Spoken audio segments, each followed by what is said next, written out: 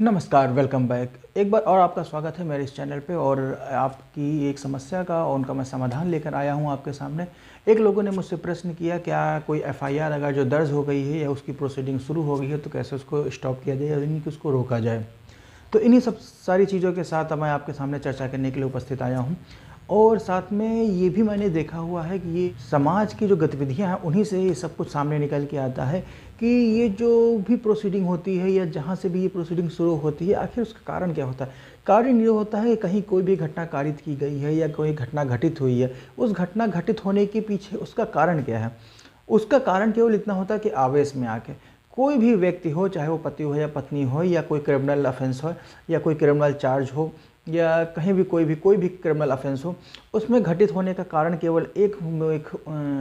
मुख्य उद्देश्य होता है, वो होता है आवेश। आवेश में आकर कोई भी व्यक्ति ऐसा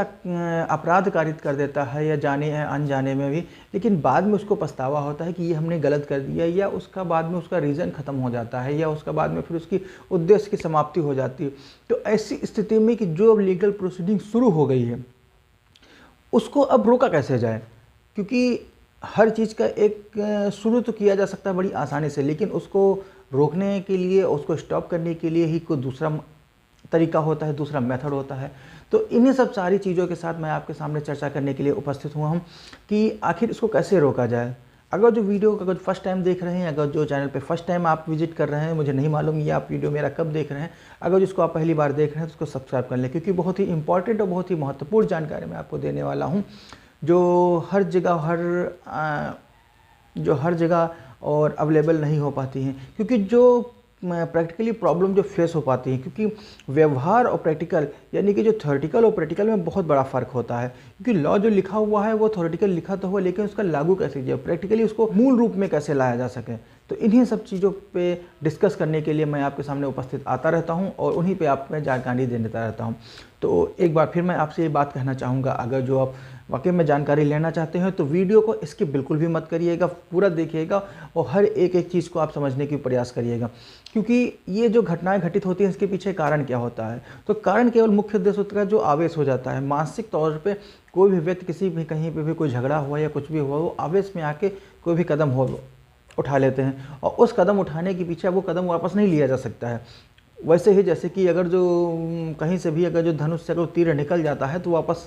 नहीं आ पाता है। तो उसी तरीके से कोई भी प्रोसीडिंग अगर जो इनिशिएट हो जाती है तो उसको वापस कैसे लाएं, तो उसको कंट्रोल कैसे किया जाए। तो इसका मैं समस्या का समाधान लेकर आया हूं कि आखिर इसको कैसे रोका जाए। मान लीजिए थोड़े तौर पे एक लोगों ने मुझसे प्रश्न किया कि एफआईआर दर्ज हो गई है, पत्नी ने एफआईआर दर्ज करवा दी थी मेरे विरुद्ध कि अगर जो 498 और बाकी जनरल जो ऑफेंस होते हैं, मारपीट और गाली गलौज करना और घर से निकाल देना, इन सब सारी घटनाओं के साथ उन्होंने एफआईआर दर्ज करा दी है। तो अब एफआईआर दर्ज करा दी है, लेकिन अब पति और पत्नी में दोनों में अगर समझौता हो जाता है तो फिर आखिर अब वो समझौता हो गया है तो पति और पत्नी दोनों तो अपने पास एक साथ आके अपने घर में रहने लगे। लेकिन जो एफआईआर दर्ज हो गई है थाने में, जो पत्नी ने एफआईआर दर्ज करा दी है थाने में, उसको कैसे स्टॉप किया जाए, वो कैसे गई। या दूसरे शब्दों में कहें, अगर जो उसमें चार्जशीट फाइल हो गई है तो चार्जशीट फाइल हो गई तो फिर उसको रोके क्यों, उसको स्टॉप कैसे किया जाए। क्योंकि पत्नी साथ में घर में रह भी रही है और प्रोसीडिंग वहाँ से शुरू होती रहेगी, तो हस्बैंड के खिलाफ कोई प्रोसीडिंग तो रुकेगी नहीं। ऐसे में तो जेल जाने की उसकी संभावना भी प्रतीत होती रहती है। तो इसके लिए सबसे पहले ये आता है कि जो एफआईआर दर्ज हो गई है, संपत्ति आपके साथ रह रही है, यानी कि आपका ओरली कंप्रोमाइज़ हो चुका है, और उस वक्त कंप्रोमाइज़ नहीं हुआ था कि जब वो सुलह समझौता केंद्र में मामला गया हुआ था, उस वक्त समझौता नहीं हो पाया था, बाद में समझौता होता है। तो क्योंकि दोनों में सुलह हो जाए या समझौता हो जाए, ये कोई नहीं जानता है कि कब किस समय कौन सा झगड़ा समाप्त हो जाए या कौन सा झगड़ा शुरू हो जाए। तो अगर झगड़ा समाप्त हो गया है, दोनों में डिस्प्यूट अब नहीं रह गया है, तो उसको अब कैसे रोका जाए। तो अगर एफआईआर दर्ज हो गई है तो एफआईआर दर्ज होने के बाद उसको स्टॉप करना या उसको रोकना, उसकी कार्रवाई बंद करना। अगर जो चार्जशीट फाइल हो गई है तब भी, या फिर अगर जो नहीं भी फाइल हो गई है या विवेचना प्रचलित है, और अगर जो पुलिस में आपके बयान पहले से हो चुके हैं, वो आपने अपने पति के फेवर में नहीं दिए, नहीं बताए हैं कि सुलह हो चुकी है, तो अब क्या करना चाहिए। ये चार्जशीट फाइल हो गई है, न्यायालय तक नहीं पहुंची है अभी, तो उस स्थिति में भी ये चीज़ है, उसमें एक ही तरीका, एक ऑप्शन बचता है कि उसमें आप माननीय उच्च न्यायालय के समक्ष भारत संविधान का अनुच्छेद 226 में आप पिटीशन प्रस्तुत कर सकते हैं। तो उस याचिका में 226 में आप याचिका प्रस्तुत कर सकते हैं कि जो एफआईआर जो दर्ज हुई है थाने में उसको क्वैश कर दिया जाए। तो अब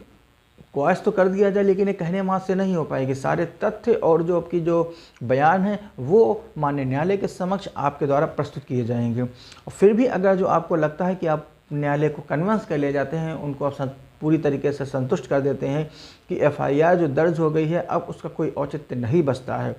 और अब उसकी कोई ज़रूरत नहीं बचती है, दोनों में अब आगे डिस्प्यूट होने की संभावना बहुत ही कम बचती है, तो ऐसी स्थिति में अगर जो कोई न्यायालय को आप कन्विंस के ले जाते हैं तो उसमें आपके जो एफआईआर दर्ज हुई है उसको क्वैश करने की पावर केवल हाई कोर्ट को है और किसी न्यायालय को चार्जशीट क्वैश करने की पावर नहीं है। एक बात और मैं आपको बताना चाहूँगा, आपने याचिका माननीय उच्च न्यायालय के समक्ष अनुच्छेद 226 में आपने प्रस्तुत किया है। उसमें सारी फॉर्मेलिटी पूरी होने के उपरांत आखिरी में बहस होती। बहस होने पर अगर जो आप या आपके अधिवक्ता द्वारा माननीय न्यायालय को ये कन्विंस कर ले जाते हैं या उनको संतुष्ट कर ले जाते हैं कि आपकी जो एफआईआर है क्वैश हो जानी चाहिए या उसको समाप्त कर देना चाहिए, दूसरे शब्दों में कहें तो ऐसी स्थिति में ज़रूरी नहीं कि माननीय न्यायालय उसको क्वैश कर सकते हैं, क्योंकि कभी कभी जो एफआईआर दर्ज होती थी उसमें ऐसी धाराएं होती हैं जिनमें वो समझौता या सुलह समझौते के आधार पर वो अपराध स्वीकार नहीं किया जा सकते, यानी कि उन पर सुलह समझौता होने की संभावना बिल्कुल भी नहीं होती। तो वो अपराध अगर जो उसमें कारित कर दिए गए हैं तो उनमें सुलह समझौता नहीं हो सकती है। तो ऐसी स्थिति में माननीय उच्च न्यायालय को ही ये पावर है कि वो निचली अदालत जो ट्रायल कोर्ट है, जो विचारण न्यायालय है, उसको ये आदेशित कर देती है, उसको निर्देशित कर देती है कि आप उक्त न्यायालय को जैसा भी डायरेक्शन देगी उस डायरेक्शन के अनुसार उसका निस्तारण करें। निस्तारण करने का उपरांत ये भी कभी कभी ये भी डायरेक्शन दे देती है कोर्ट कि जो विचारण न्यायालय है वो